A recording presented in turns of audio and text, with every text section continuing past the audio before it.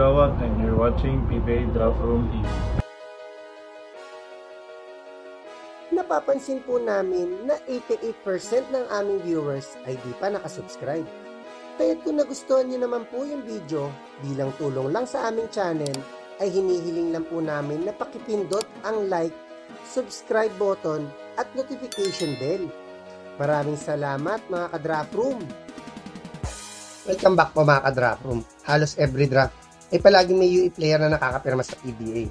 Nagpapatuloy pa din ito sa last 3 drafts na sila Alvin Pasaol ng 2021, Gian Apacible ng 2022 at Luis Villegas ng 2023 draft.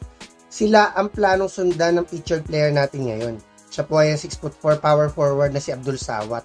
Si Abdul ay unang naglaro ng college ball sa JRU Heavy Bombers. Sa kanyang rookie season pa lang dito ay naging part na siya ng main rotation ng Heavy Bombers at nagpakita na din ng ilang near double-double games. After nito ay naglaro sa 2018 PBA D-League Aspirants Cup si Abdul para sa team ng JRU.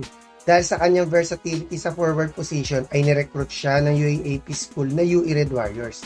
Hindi agad napasama sa main rotation si Abdul pero every season ay palaki ng palaki ang playing time na nakukuha niya. Pero sa kanyang final year sa Red Warriors ay binigyan siya ng break ni Coach Jack Santiago at inassign na captain ball. Bilang main local big man ng Red Warriors ay nag-average si Abdul ng 10.5 points per game, 4.21 rebounds per game at 2.21 assists per game. May game pa nga laban sa UST na si Abdul ang naging high scorer.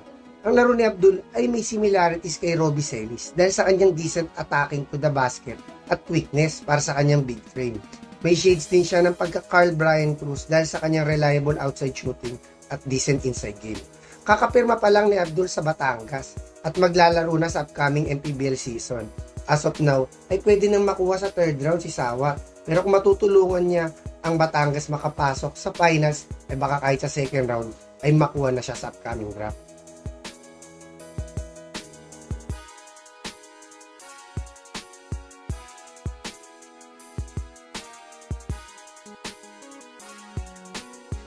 Hanggang sa susunod na lang mga ka-Draft Room.